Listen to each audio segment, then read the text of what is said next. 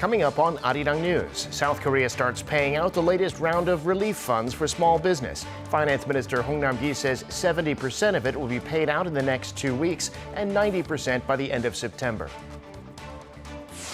South Korean President Moon Jae-in holds a summit with the leader of Kazakhstan. They agree to seek greater cooperation between their countries, especially through Korea's advanced technology and on the pandemic.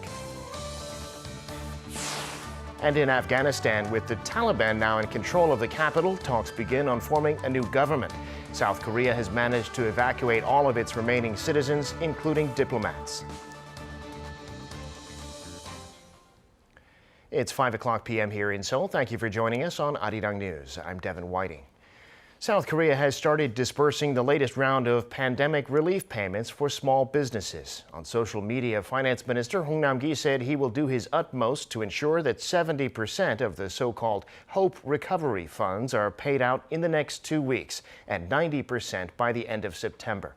The first people eligible for the payments were notified on Tuesday by text message. That group totals more than 1.3 million people. After the payments are made, the government will check again that they were dispersed correctly. Minister Hong said the government will get feedback from the public so it can expand and deepen support. Samsung has started taking pre-orders in Korea for its new foldable phones. That'll continue until Monday, which will mean customers can get their phones next Tuesday, which is a few days before the official release. Min Soo-kyun has the details. Samsung Electronics unveiled its new foldable phones last week, and customers can now purchase them ahead of their official release. Pre-orders for Galaxy Z Fold 3 and Galaxy Z Flip 3 started on Tuesday and will run until next Monday. Orders can be made online, such as at Samsung Electronics online store, as well as at regular offline phone shops. Those who place pre-orders can receive their smartphones as early as next Tuesday, 3 days ahead of the phone's release date. To encourage pre-orders, Samsung is offering free gifts including Galaxy Buds 2 wireless earbuds, protective cases, and a 1-year after-sales service plan. At Samsung's Unpacked online event last week, the tech giant unveiled the 2 cutting-edge phones at a cheaper price than the previous models. It cut the price of the Fold 3 to $1,800 and the Flip 3 to around $1,000.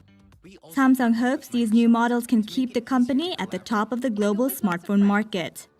It topped the market in the second quarter of this year with 19% market share, closely followed by rivals Xiaomi and Apple. Samsung's new foldable phones will be officially launched in South Korea and the US on August 27th before gradually being rolled out across the globe. Min Soo-kyun, Arirang News.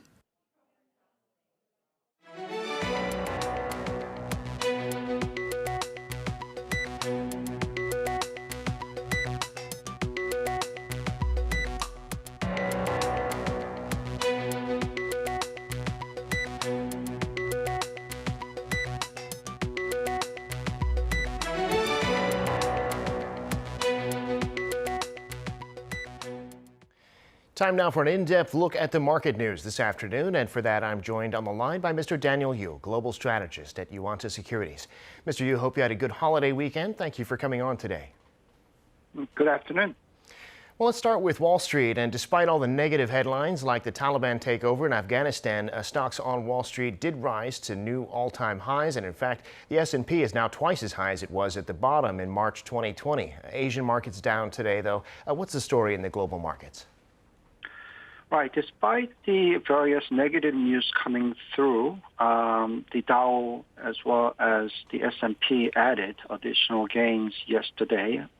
If you look at Dow Jones, it was up 0.3%, as well above 35,600.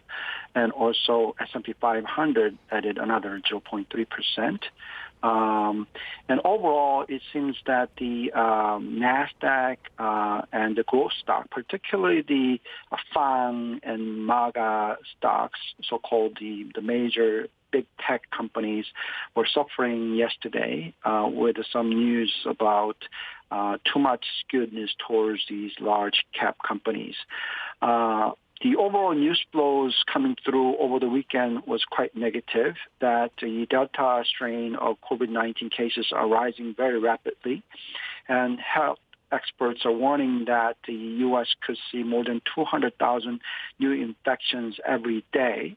And also the collapse of Afghanistan government over the weekend was putting some uncertainty over the Middle East and the oil-rich countries, the East Asia. So all in all, there's quite a bit of uncertainty actually lingering. And that seems to be resulting into major Asian countries and the overall global market showing quite of a decline today.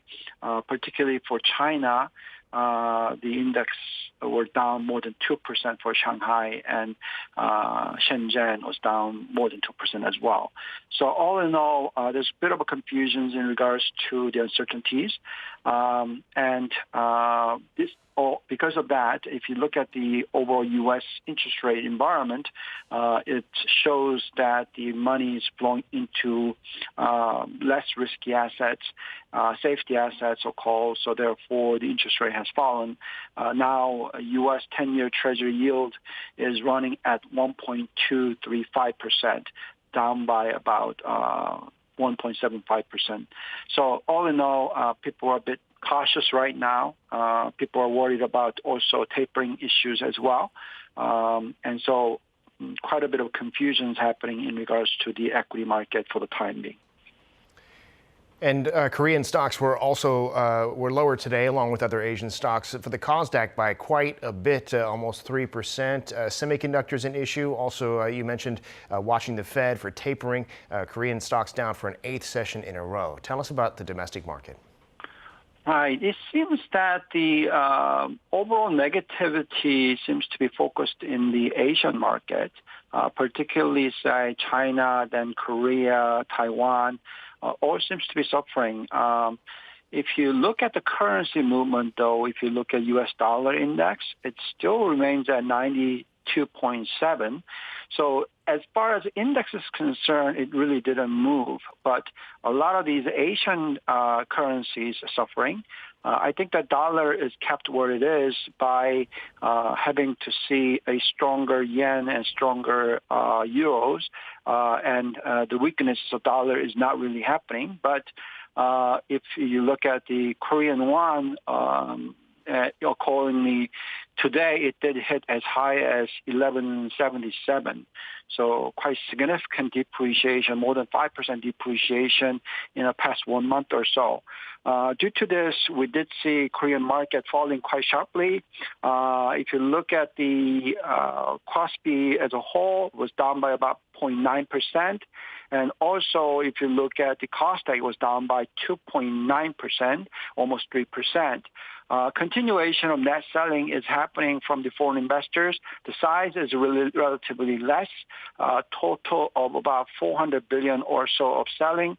And on top of that, institutionals are selling as well by about 130 billion or so. And the domestic investors, the retail ones, are the ones continue to be buyer of this market.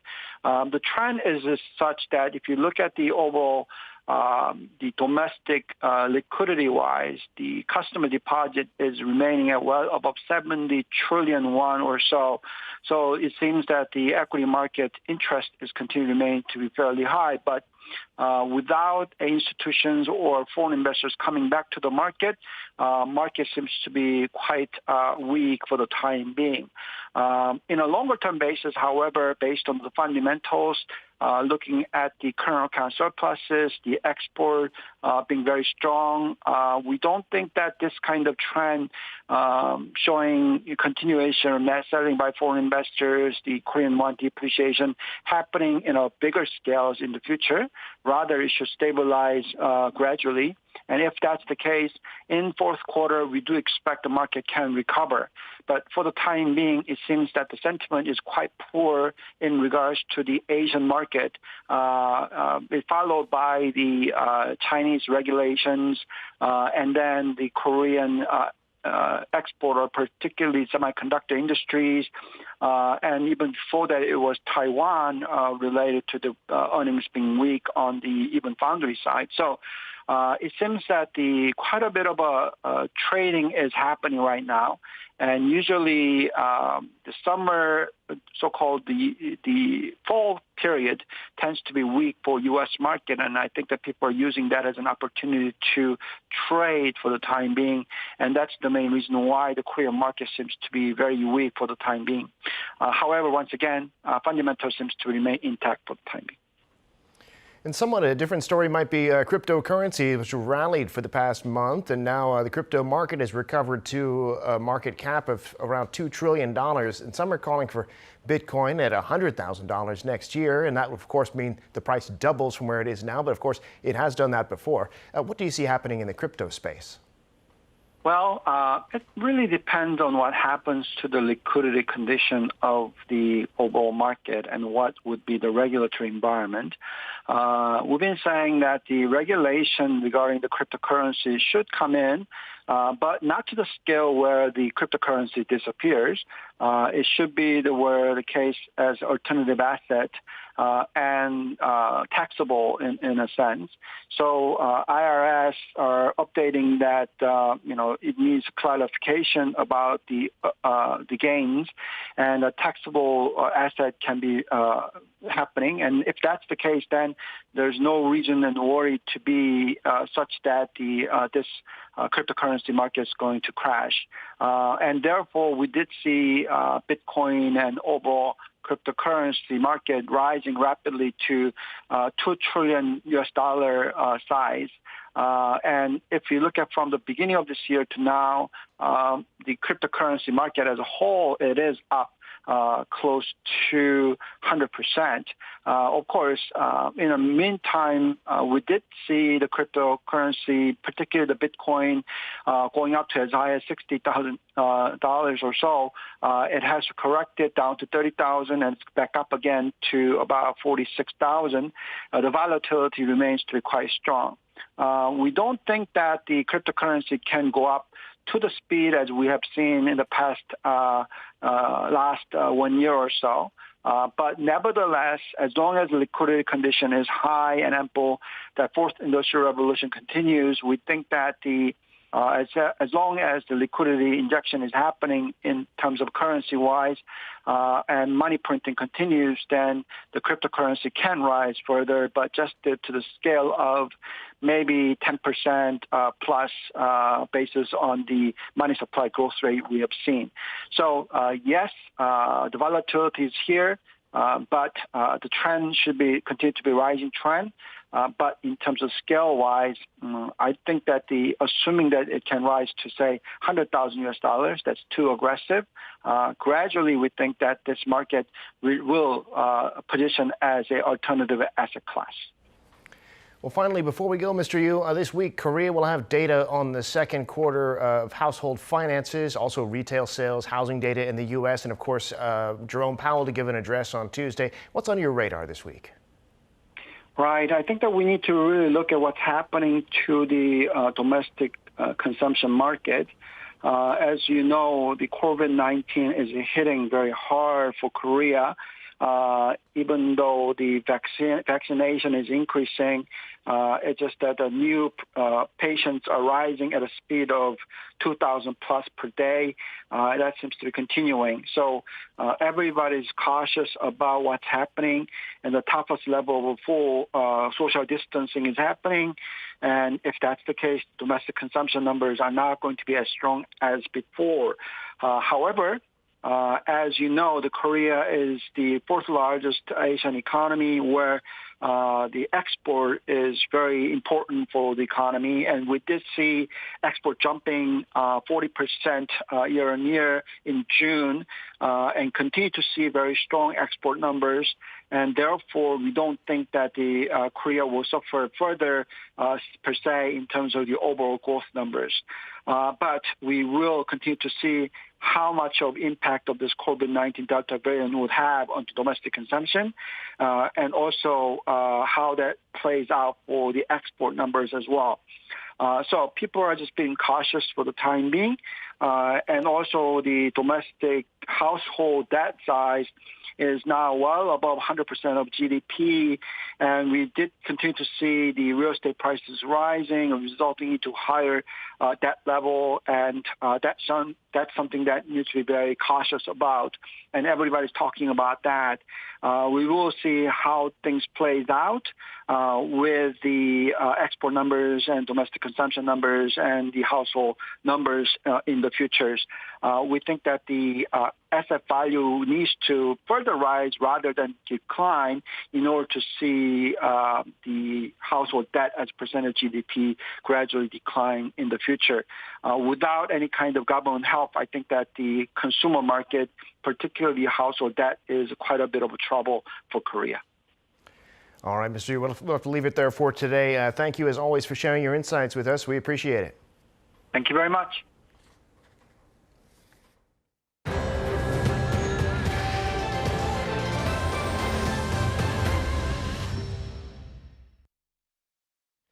South Korean President Moon Jae-in held a summit this morning at the Blue House with his counterpart from Kazakhstan, President Kassym-Jomart Tokayev.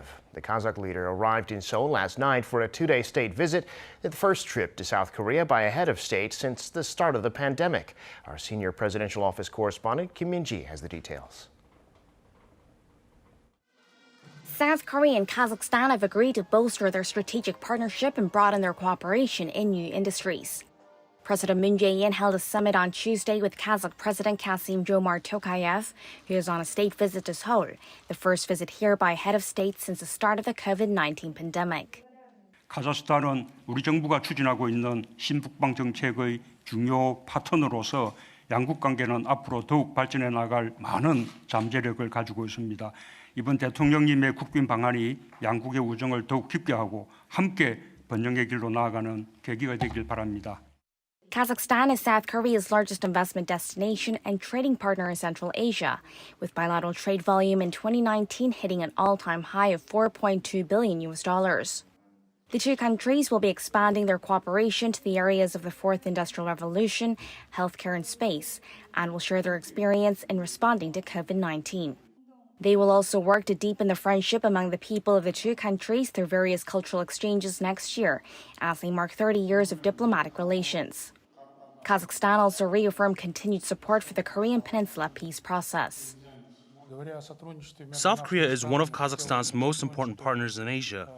When it comes to the development of bilateral relations, we are particularly interested in South Korea's advanced technologies and want to adopt them. We are also interested in healthcare and COVID-19 response. Prior to the summit, the leaders attended a ceremony to bestow the highest Medal of Honor, the Order of Merit for National Foundation Republic of Korea Medal, on the late General Hong Bom-do for devoting his life to fight for independence and contributing to public unity and nationalism. The remains of Hong's body were repatriated from Kazakhstan on Sunday in connection with President Tokayev's visit. The late general is famous for leading major battles against Imperial Japan, including the Battle of Ponghodong in Manchuria in 1920. Hong was deported to Kazakhstan in 1937 under the forced migration policy of then Soviet Union leader Joseph Stalin. Hong had fled to the Soviet Union due to intensified Japanese oppression. Moon thanked Tokayev for Hong's repatriation, saying that it's an important event that will enhance bilateral friendship. Kim Min-ji, Arirang News.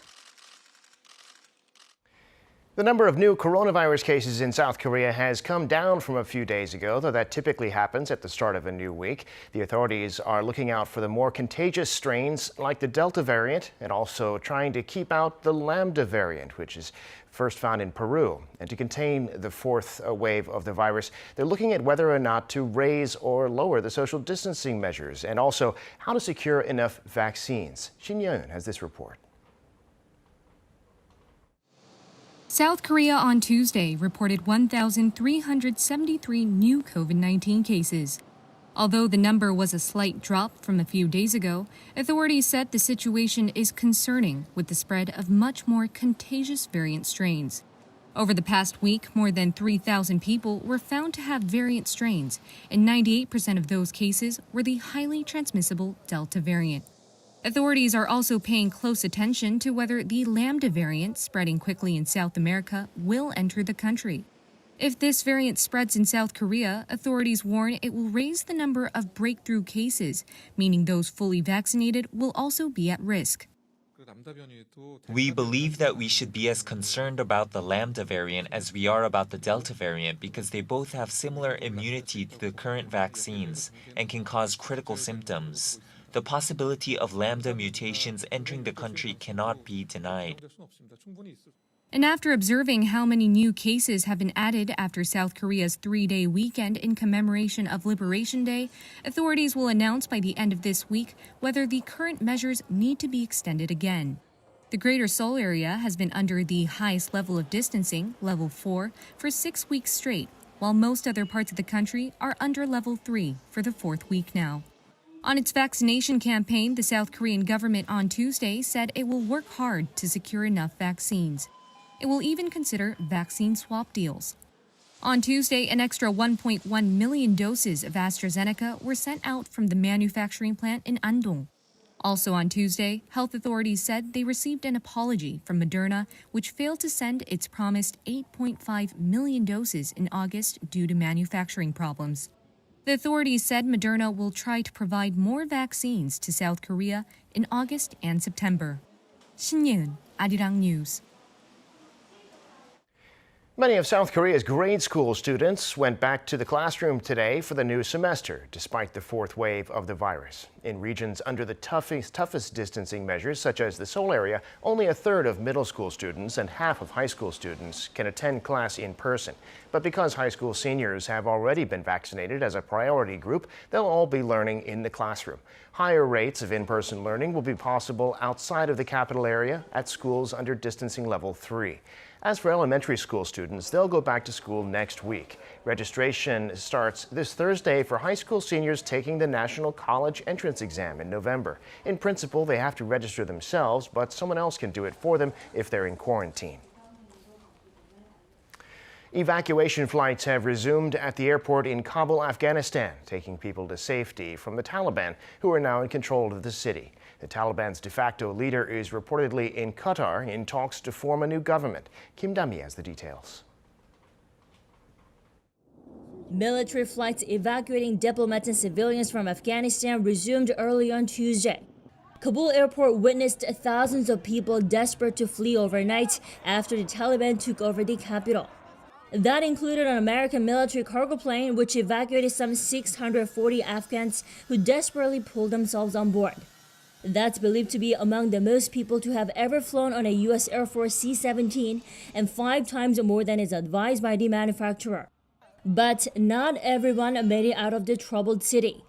At least 7 people died at the airport on Monday, some apparently falling to their deaths while trying to climb onto rescue planes. 2 were shot by U.S. forces, according to the Pentagon, as the U.S. resumed operations to secure the airport and take over air traffic control. 2 days into the Taliban's capture of Afghanistan, people who remain in the country have said that they don't trust the Taliban, adding they're trapped in fear and silence. The streets of Kabul are emptied of women, with Taliban gunmen patrolling in cars that were once seized by police and even broke into homes to find anything non-Islamic or that is related to the previous government. While ex-President Ashraf Ghani reportedly fled the country on Sunday, the Taliban's de facto leader, Abdul Ghani Baradar, is reportedly in Doha, Qatar, working on forming a new government. Leading peace talks with the Afghan government since September last year, Baradar underscored the safety of citizens as being what's most important. Kim Da-mi, Arirang News. And all the staff at South Korea's embassy in Kabul and all remaining South Korean citizens have been safely evacuated and have landed in another country. The embassy will be closed until further notice. Their escape was reportedly arranged with the assistance of a third country. Yoon Jung-min has the latest. With the Taliban rapidly taking control of Kabul, all South Korean nationals have been evacuated from Afghanistan, according to Seoul's foreign ministry. On Tuesday, a plane carried the ambassador, 2 other diplomats, and 1 private citizen safely out of Afghanistan to a third country in the Middle East.